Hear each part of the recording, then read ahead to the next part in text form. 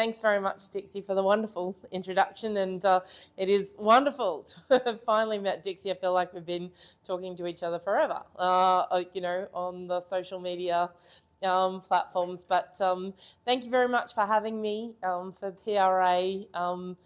20 years of extraordinary toil in what is, just such a fundamental to our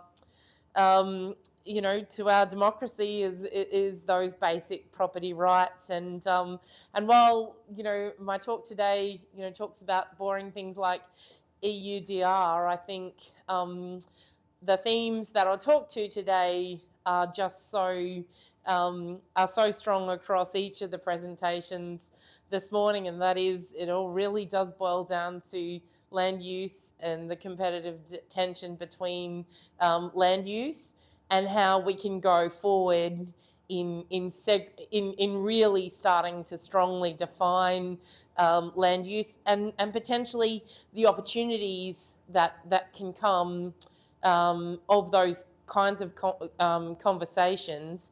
I think it's really important. So this is one of those challenges where, my husband always says you've got to adapt and overcome. So, thinking about, well, where do the opportunities lie in the discussions and bringing forward the discussions around land use. So, I guess, deforestation, where you can't see the forest for the trees.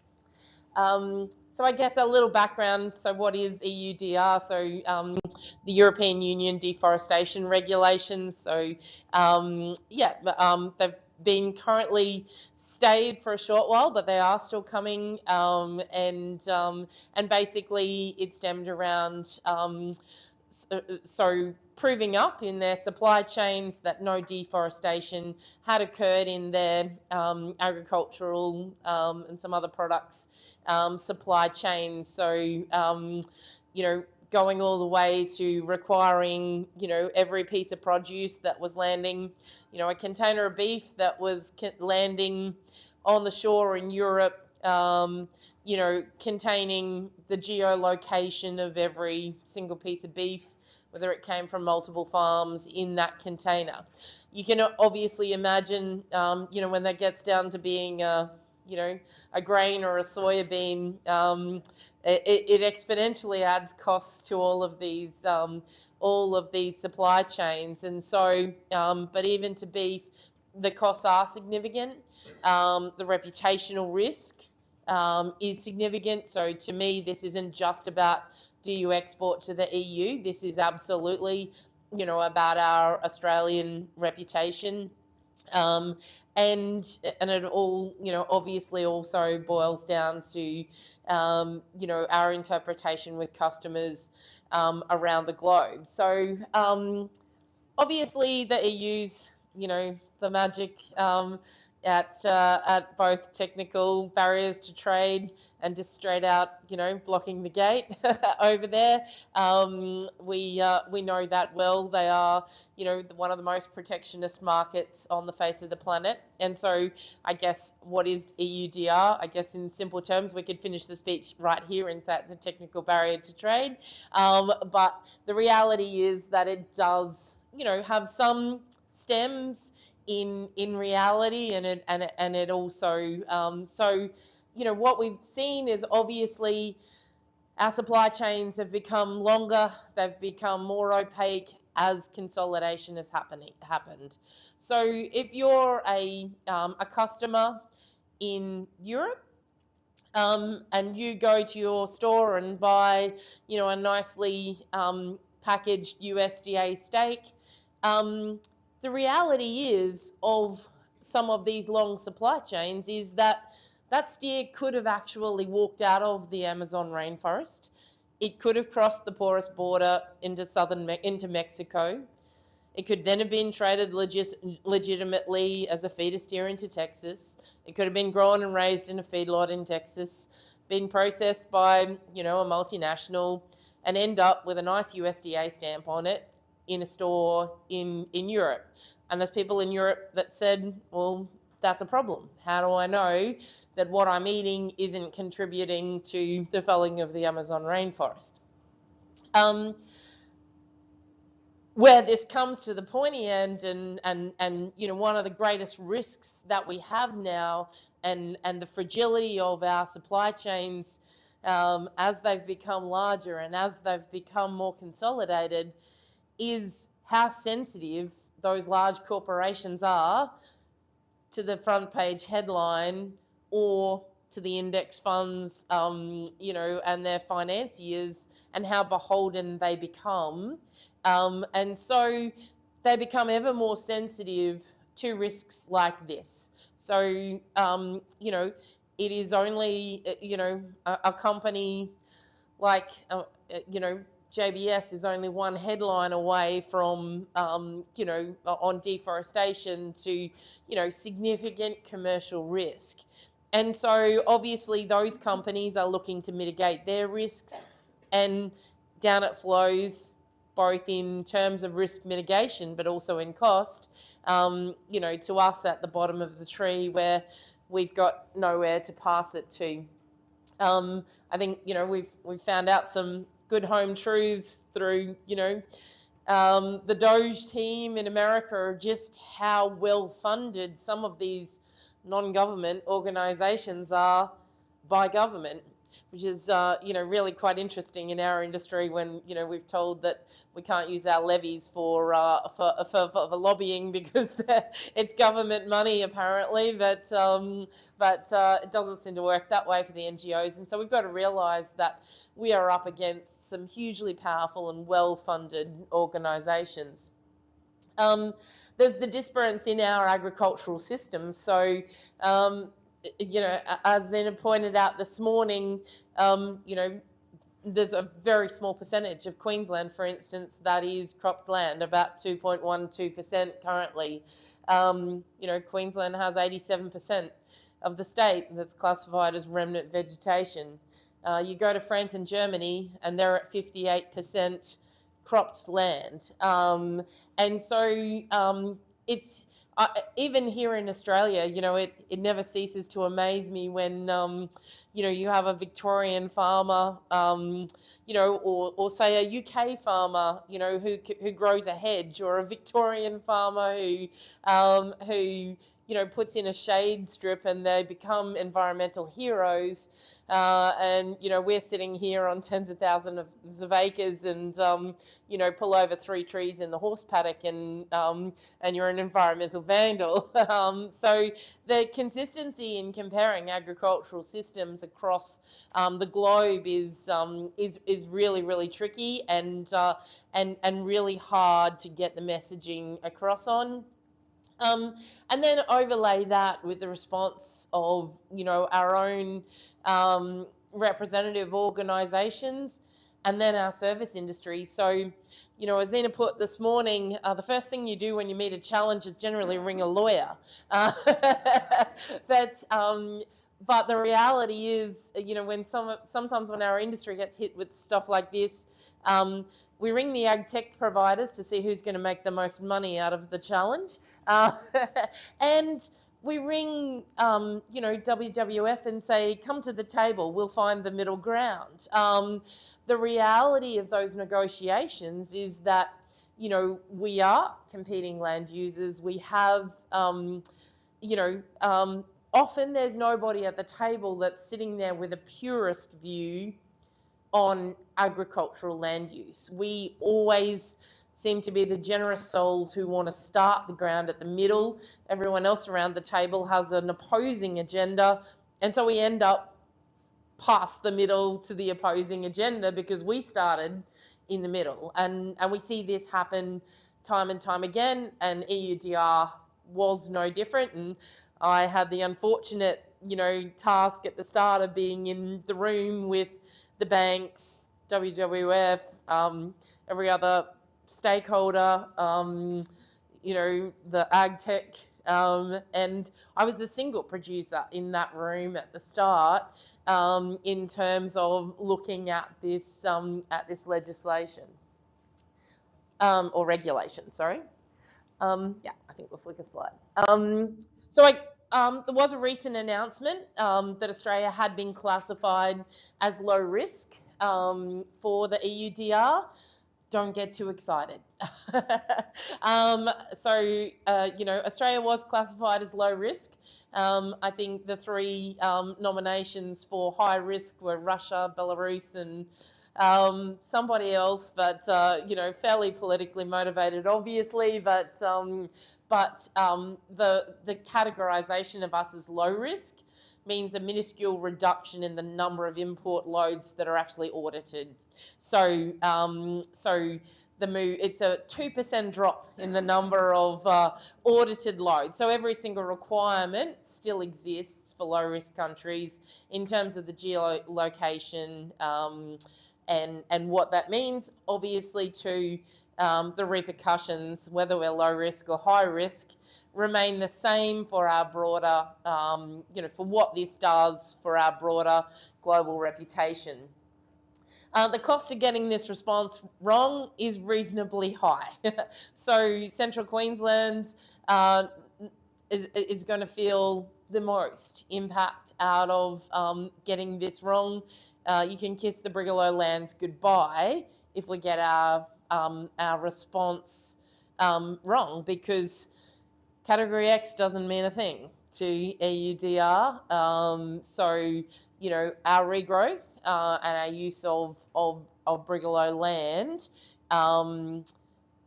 if we don't get the definitions right, don't matter. And we'll get into the definitions and why that is the case. As I said before, it has broader implication to all of our markets, because all of a sudden, if Australia falls foul of deforestation regulation in the EU, if Australia is seen to be non-compliant, that filters through all of our markets. We have multiple of larger clients who have bases in both America and Europe, and so you're trading with the same entities, globally. It has implications around our current vegetation management frameworks and the certainty, that we've. I've not been someone who truly believed in the certainty of vegetation management laws. Category X for me is one extra line in a piece of regulation that changes, with alarming frequency. So, it has impact on that framework. But lastly, it's in my opinion, to be a purist optimist, that maybe there is some opportunities that are presented to us in a different way of looking at things, particularly with vegetation management. Wow, we only just fitted that on the slide, didn't we? So it is all about the definitions. And I also am not a lawyer, but these definitions are drawn from, so I guess the ultimate document in terms of forest definitions is called the Forest Resources Assessment, the Global Forest Resources Assessment, or the latest version being FRA 2025.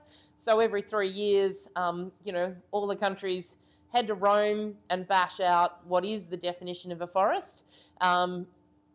With us discussing forest definitions isn't something that, nobody's doing. Obviously, this word is,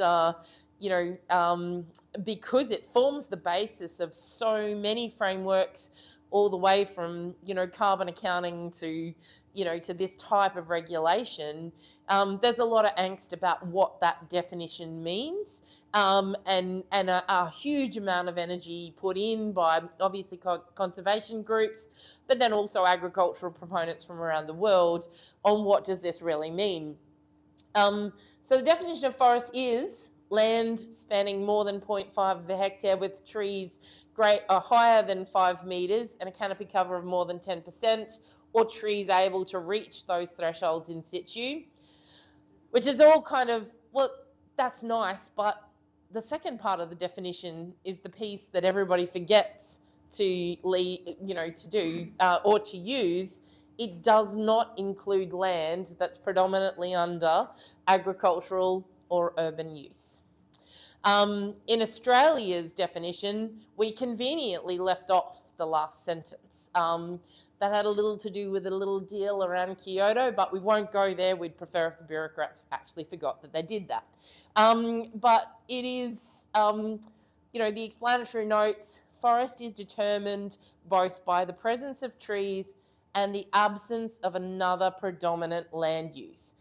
And the trees should be able to reach 5 meters in situ. But importantly, the definitions of forest and therefore deforestation completely revolve around land use and a change in land use. We have to get away from our minds, that because you can have a forest that's actually at one point devoid of trees. Likewise, you can have, you can have a change in land use that might technically be deforestation without actually having touched a tree. It is really important to understand the nuances in how this works, and to understand that it is a definition of land use. And this flows right through, the whole carbon accounting system. For instance, our bucket of carbon emissions in terms of our vegetation management fall into a category called LUCF, land use change and forestry. And it is really important to understand the base. This is a foundation that we've got to get right. So deforestation is a land use change. So the conversion of forest to other land use, independently whether human induced or not, and includes the permanent reduction of the tree canopy cover below the minimum 10% threshold. So a forest does actually allow maintenance that is regenerative, that will regenerate naturally. There's nothing within the definition of forest even that excludes the maintenance of a forest area, as long as it doesn't permanently reduce it below the 10% threshold. And to flick one more, I guess if there's any ambiguity left in the definitions, the FRA also defines, and sorry, these definitions then flow down into the UN, the FAO, but other land with tree cover, so land classified as the remaining land area, which is that land that has the same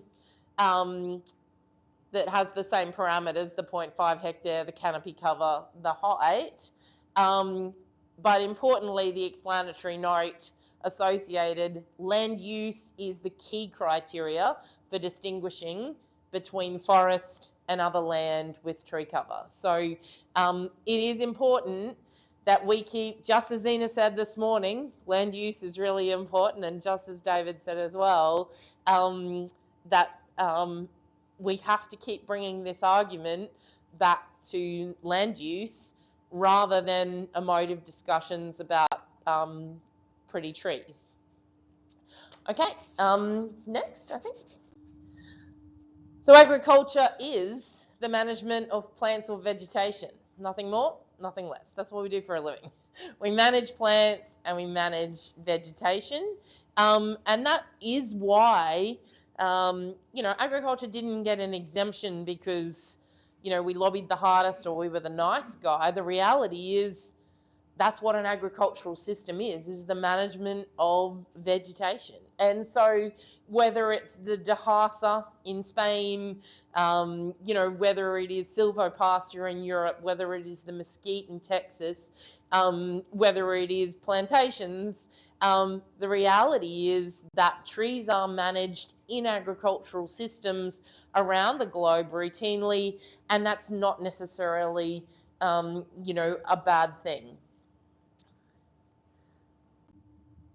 So I guess to me, land use then, if we can get these international definitions. So, and sorry, I should have probably added in there that one of, I guess, the disappointing outcomes from our initial response as an industry to EUDR was that even though I argued very loud and hard for the adoption of of the, the FAO definitions. And most of you who know me in this room know that Josie's never quite advocated for a UN position probably in her life before, but advocated very strongly that we adopt the FAO definitions, quite simply because they take the angst out of it. Instead, our industry, and we got it pretty close in the end, but our industry decided to come up with their own definition, which of course WWF's dismissed in,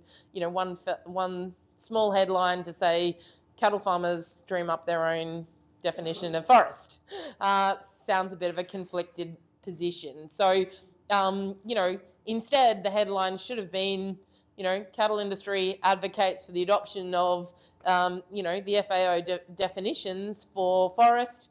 And under EUDR, it doesn't matter what our Australian definition is. The reality is the regulation contains its own definition, and that's what we'll be judged on.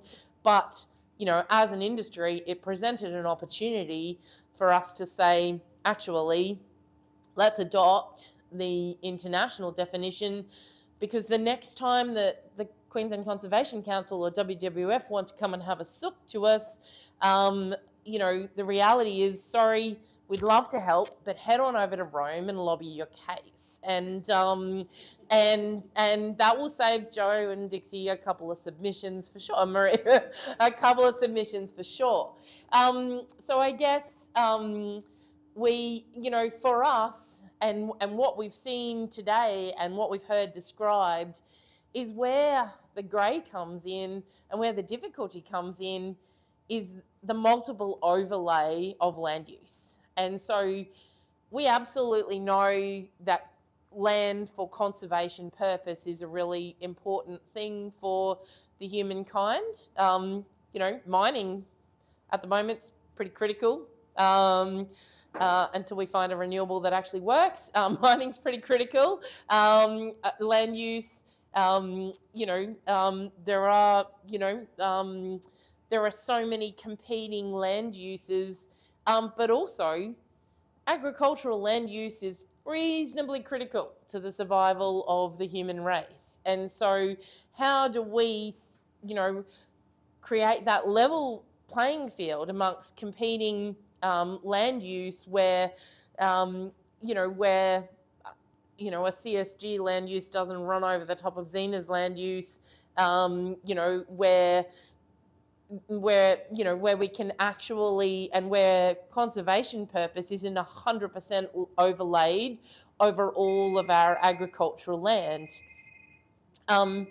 That's really important, because the reality is that the more purist we can be on the land that is allocated for agricultural use, the more innovative we can be, the more we can intensify, and in fact, in the end, the less agricultural land we need to feed a static population, or the more capacity we have to feed a growing population. And so, dedicating a purpose in agricultural land is really, really important, and understanding how those purposes, or those overlaying purposes, prioritize, and creating competitive tension that, the market can actually, adequately deal with some of these competitive tensions. There is farmers, for instance, who love their CSG developments, and so there's nothing to say too that likewise there's farmers that, have invested heavily in their conservation overlays. It is actually making sure that that isn't just blanketed, that it is in fact, a choice, and a choice that the market makes with competitive tension. Imagine if our slats, like everywhere else in the world, dealt with a change in land use rather than just reporting, a loss of some vegetation, or even a loss of some leaves off a tree in a fire. So slats, slats has caused the Queensland beef industry, with 87% of the state being remnant vegetation to somehow be classified as some sort of deforestation nightmare. The reality is, in all of settlement, we've managed to for towns, for urban, for for agricultural use, we've managed to change, or intensify a measly 13% of the state. It is really thinking about, for so many purposes, and for even other states in Australia, but other countries, this would be reported as a change in land use rather than a change in vegetative cover. For those who, and look, I like to make my money, or try to make my money, growing cows, but there is people who then, want to see a future where, where they're earning income from carbon or biodiversity credits.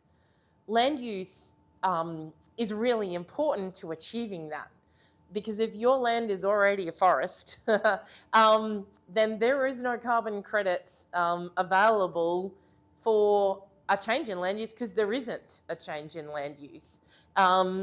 So likewise, we know that Australia is signed up, to the goal of 30-30. So, 30% of land area under conservation by 2030. Australia's sitting at just under 9% of conserved area. So that's a fair few hectares between now and 2030 that need to be tipped into the conservation bucket. And whilst we've got 100% overlay or let's go with 87% overlay of primary conservation purpose in the state of Queensland, it makes that target more unobtainable. It also makes that when the state government runs out and buys a new national park, they once again don't get a credit for a conversion of land use, because they didn't change the land use. So it is, and some of these arguments, are not in my normal repertoire, but to me, I think we've got to get our head in the basket of the narrative of how we pitch this to those that think differently to us, to those that are, there'll be all, obviously the far extremity goes, well, no, it should just be conservation and that's all about it. But there is a middle ground where people are saying, oh, but the trees, and it is really important that we pitch to them the importance of land use for not only for feeding us more effectively, more efficiently, but also to allow more room for the primary and the true use of conservation.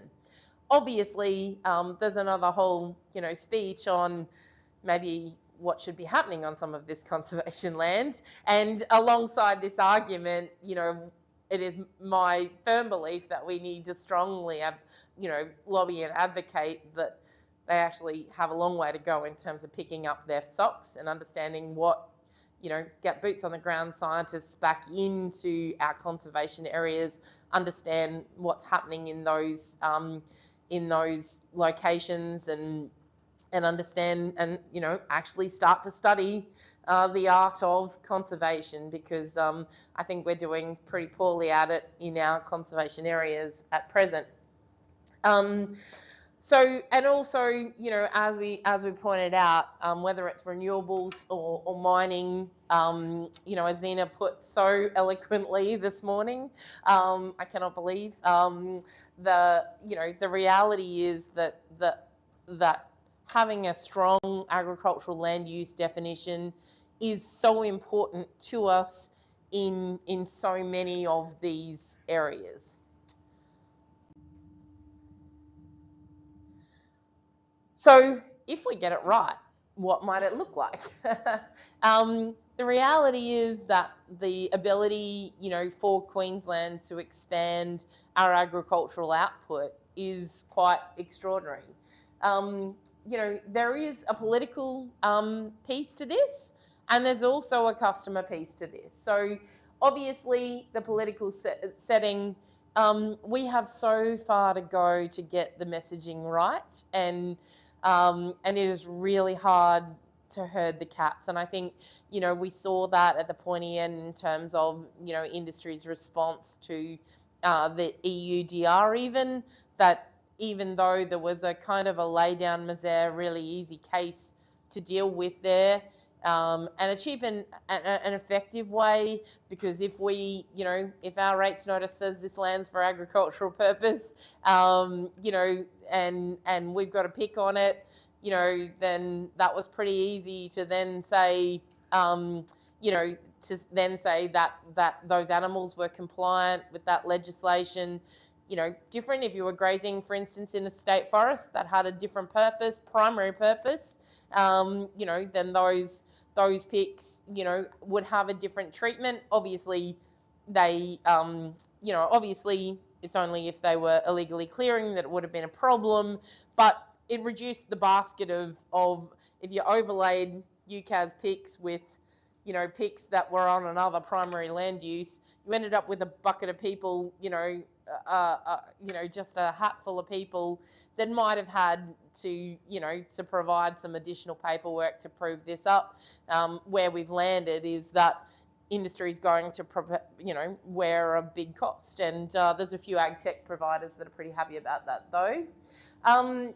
It is, it is getting the foundation right first. So rather than try to progress, you know, other things that I think can grow from this, you know, we really have to dial in really so strongly on what does agricultural land use mean.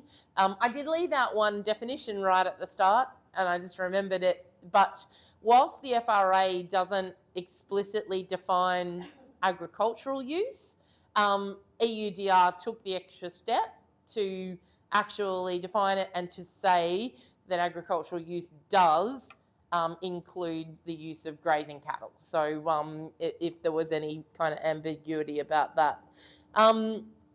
We talked about having more boots on the ground, more scientific investment in our conservation areas, and it's really important that we keep pushing that envelope, because it helps unwind some of the narratives around, you know, that forests don't necessarily need to be managed, that we can just do this, lock it up, forget about it, and nature will just, you know, do whatever. And so we really do need to actually keep pushing on that. And it's a key pushback for us to say, hang on, how are you going with your conservation areas? You know, we're doing agriculture and we keep improving.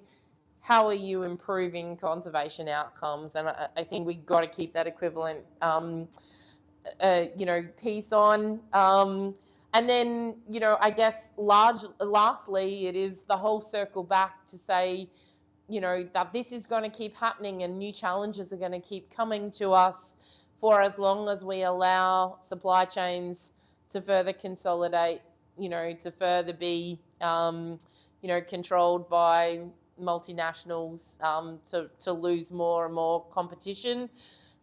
We actually have to bring it back to, you know, we have to ourselves gain more connection to consumers, to customers, and the two very different things, consumers and customers. You know, a customer might be an importer or a wholesaler or a butcher. You know, a consumer is who ultimately eats your product, but there's work for us to do, you know, to make sure that not only are we getting this messaging right politically, but also that we're getting the message right at a customer and consumer level. I really also circling right back to the Amazon rainforest, but it's interesting, and I pulled this diagram out of a WWF paper, actually, you know, talking about the strengths of the new Brazilian, you know, regulatory framework around vegetation. And so this model is out of what they call the Cerrado. So Brazil has obviously the dense rainforest, the Amazon. The Cerrado is then their grazed woodlands, ostensibly. It includes some naturally open country, but a lot of, you know, decently timbered country as well. So the Brazilian model is have said that, you know, okay, if you are if you're a land area, sorry, if you're your farm, then basically you become registered, develop a farm plan, but you basically say, okay, on 80% of your farm, do agriculture and do it really well.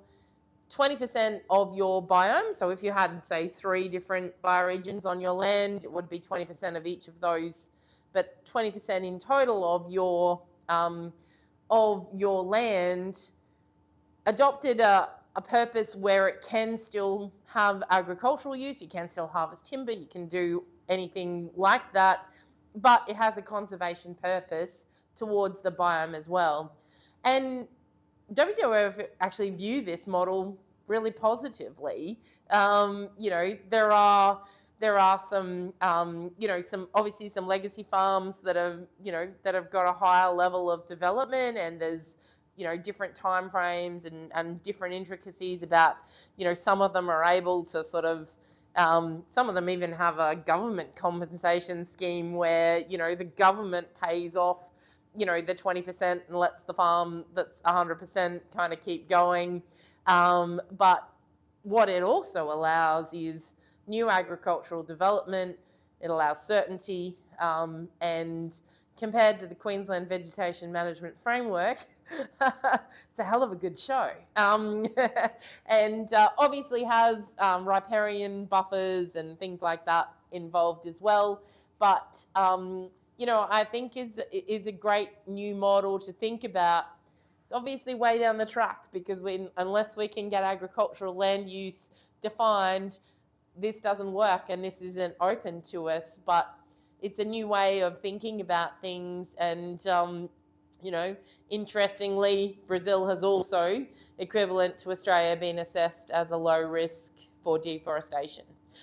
Even though, you know, throughout the Amazon, they actually have you know, a lot of production that is doesn't come from a pick. There's no registered landholder. It is, you know, so it's quite interesting, you know, that this framework has, you know, equivalently got Brazil to, you know, equivalent kind of rating as Australia.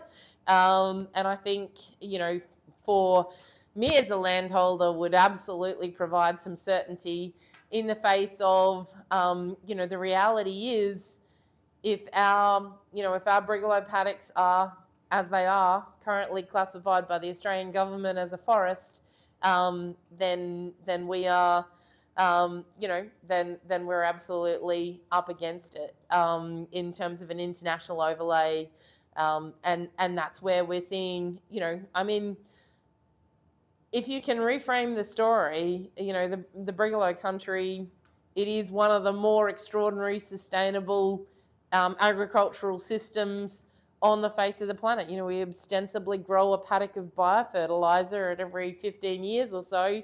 We plough it back in, and, you know, and so therefore it's one of the only agricultural systems on the face of the planet that doesn't rely on routine fossil fuel fertilizer application. You know, it's a great story to tell, and kind of changing the narrative that we have multiple uses for trees in agricultural systems, whether that be for, you know, silvopasture and harvesting of timber, but whether that be for biofertilizer, whether it be for, you know, for shade or even aesthetics.